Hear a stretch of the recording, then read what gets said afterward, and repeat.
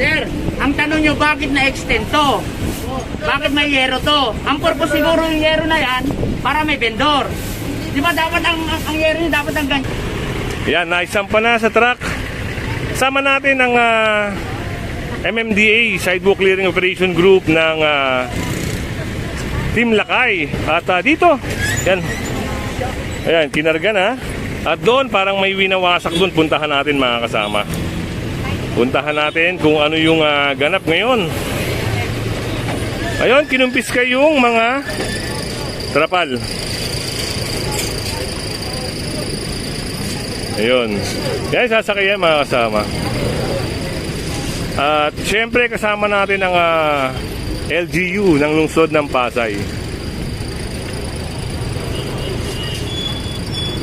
Ayan, si Ma'am Monique. Shoutout kay Ma'am Monique, oh. Ayan. Yan, pasok tayo rito kung anong meron dito mga kasama. Yan, kasama natin si Sir Renz Rosas ng MMDA Action Officer. Siyempre ito, babaybarin pa rin natin yung kahabaan ng Rojas Boulevard. Yun, nasa unahan si Sir Renz at nakasunod yung mga taga-LGU at siyempre yung MMDA team.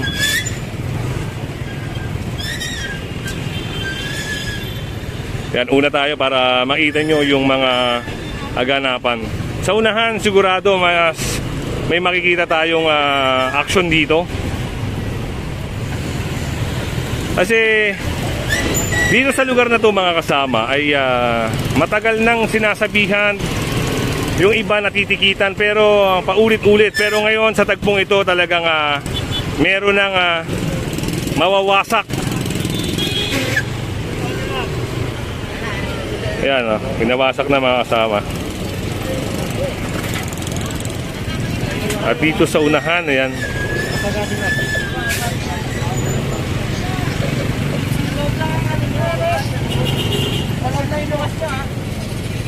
Yun, bawal kasi mag-open to mga kasama. Pero yung iba kasi, matitigas ang ulo.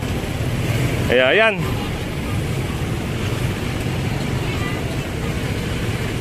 Palagay ko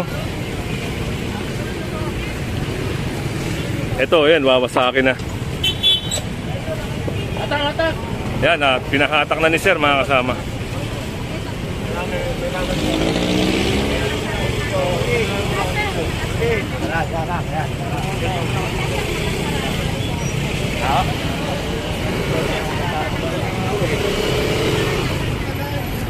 Yun, at yun, may kasama rin tayo mga traffic enforcer ng Pasay. Just in case may mga naka-illegal park. Yan, mga team traffic enforcer ng Pasay. Yan, pasok tayo sa loob mga kasama kung ano yung magaganap dito. Bawal na po yung mga station.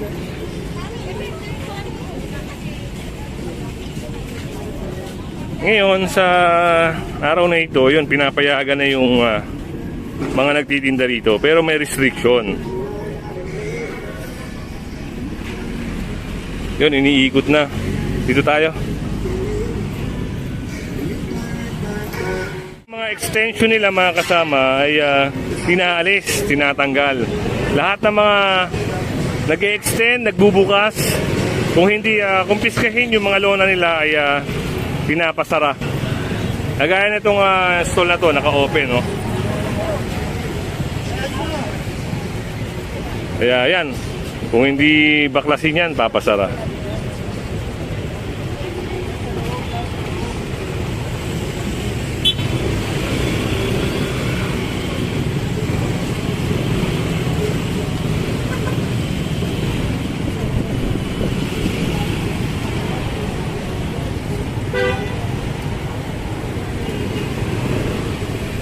So yun, talagang ini-inspection dahil ito mga kasama ay minomonitor na, hindi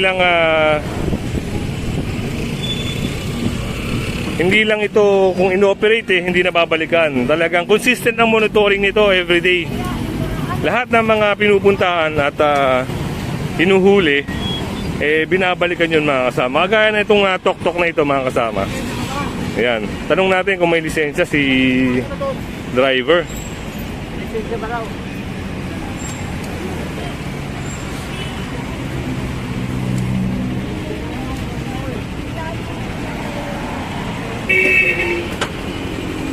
May lisensya ka? Ha? Wala? Wala, nagka-drive ka? Ito mahirap mga kasama, walang lisensya yung driver na to. At ang pagkakalam natin mga kasama, pag walang lisensya, yung found na kagad eh. Oo, wala. Tama lang. At kagaya nga nito mga kasama, ito may impound na to. Sasakay na to sa may tow truck. So SMD Towing Service tayo mga kasama, sila yung mga kawani dito na kasama natin para sa pagtotow. Wala pong lisensya. Wala lisensya. Ayun, natatali na. Kung hindi yan na itaas mga kasama, tatali yan, hahatakin. Just in case mataw ma'am, saan to dinadala? Sa impounding po. Saan banda po? Sa Jokno Boulevard po. Okay, ayan mga kasama. Just in case ma-impound kayo o ma-record kayo rito sa area ng Pasay, sa may Jokno Boulevard po makukuha yung mga na-impound yung mga sasakyan. Yung kasunod pa rin natin ang Team Lakay, yung truck ng Team Lakay. At ayun na sila. Sunod dito sa kabaan ng Rojas Boulevard, malapit sa may Baklaran mga kasama. Ito tinataboy yung mga naka-illegal vendor dito. Yan, tinataboy nila papunta ron. Kasi dito sa side na to, bawal talaga sila rito. Kahit saan naman mga kasama. Kita nyo naman nililinis, pinapaganda yung lungsod ng Pasay. Kaya yun, kung makikita nyo, maalis na lang sila.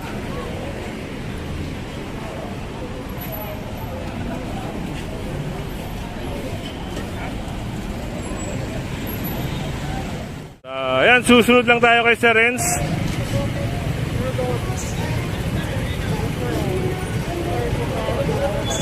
Ayan, pinapalis sila, pinapaurong sila dahil sidewalk to mga kasama.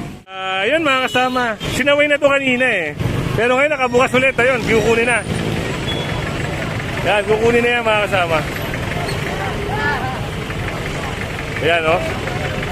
Kasi kanina, dinaanan na siya, pagkalis ng clearing, ayan na naman. Bumalik na naman siya, kaya ito, sasakay na yan mga kasama. Wala nang ano ngayon, wala nang pakiusap. Sasakay yan sa truck mga kasama.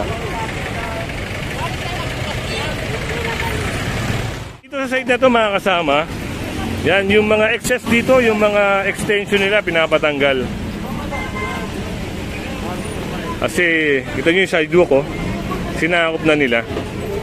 Ginawa pa nila, nilagyan pa nila ng mga trapal-trapal nila.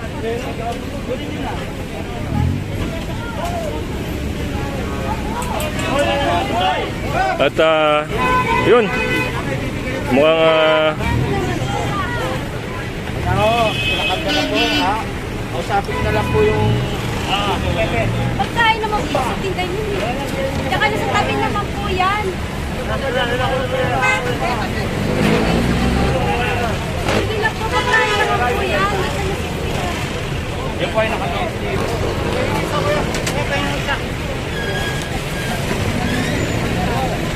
Nakalabas yung instruction yun. Labas kayo. Hindi kayo sumusunod, ha? Sumunod-sunod po ako. Nandun naman sa Wala po ba kami? Kita kita, may picture kami. Ha? Yung tamang pwesto nila, yung pwesto nyo lang, unang dapat nyo. Bakit po yung sila? Galit ka, nasa harapan. Wala, huwag ka nang magtuturo nyo. Hindi naman po ang tuturo kasi pagkain naman po sila. Kita nga yung kayo. Hindi kaya pag-uwi sa lakas. Baka lang, hindi lang naman po yan sa gilid. At ayun, kinausap siya ni Sir Renz, binaliwanagan siya mga kasama. At dito naman sa part na to, ayun, tinatanggal na yung mga excess. Boss, kami na lang magtatanggal niya. Ayun.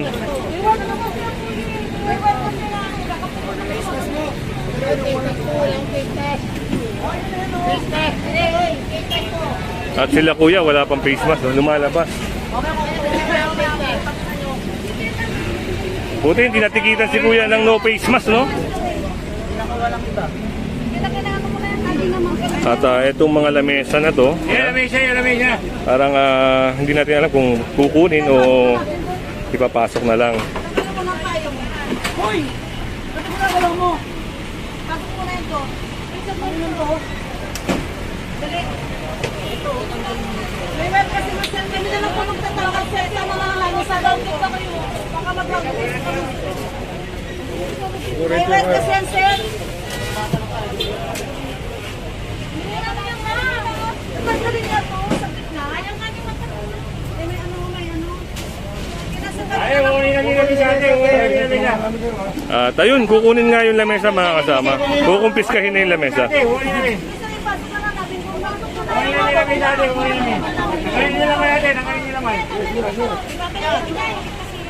Yun, tama. Sabi ni ma'am. Kasi just in case na pinagbigyan to. Ipapalit mo yan. Kaya yun, kukumpiskahin na lang.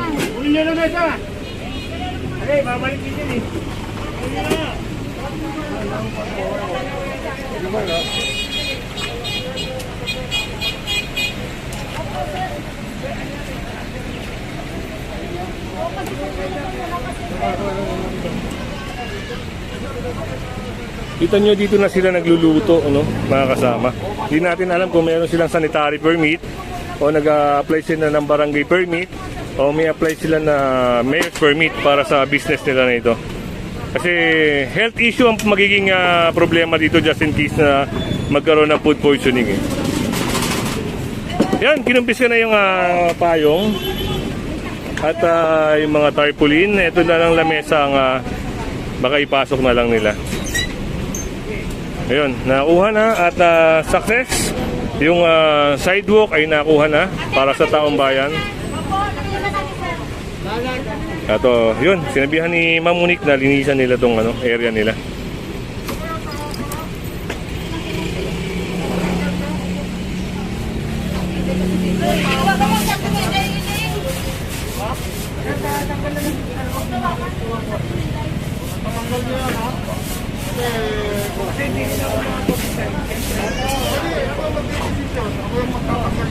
Hindi. Dapat ang tanong mo, sir. Sir, ang tanong nyo, bakit na-extend to? Bakit may yero to? Ang purpose siguro yung yero na yan, para may vendor. Di ba dapat ang yero nyo, dapat ang ganyan lang? Di ba? Ito, alam nyo, natatakpan to, natatakpan yung signage nyo. Yun, nag-decide na yung LGU na baklasin ito. So, Dapat ang tatanggalin yan, no? yung extension ng bubong nila, mga kasama. May tao kayo? May tao kayo? Patanggal nyo na ngayon. Sabi nung ngayon na kanina lang ito. Ay, kasi nila ngayon.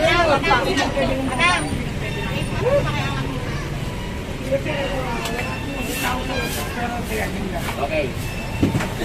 Extension kasi to. Ha?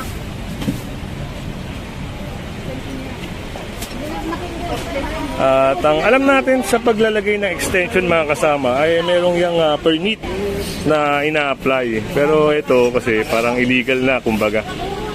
So yun, mga kasama, tignan natin kung ano yung decision nila. Kung ipapatanggal o pagbibigyan. At sila na raw ang magbabaklas, mga kasama.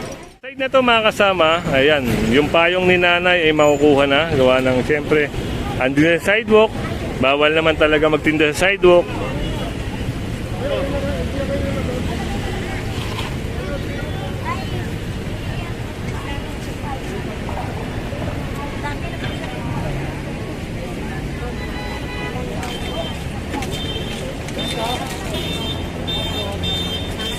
At yung parang umbrella stand ay may sasakay na sa truck, mga kasama. At napakita ko sa inyo kasi sila nagtitinda rito, pero yung i-maintain nila yung kalinisan, ay yun nagiging problema, yung kalinisan.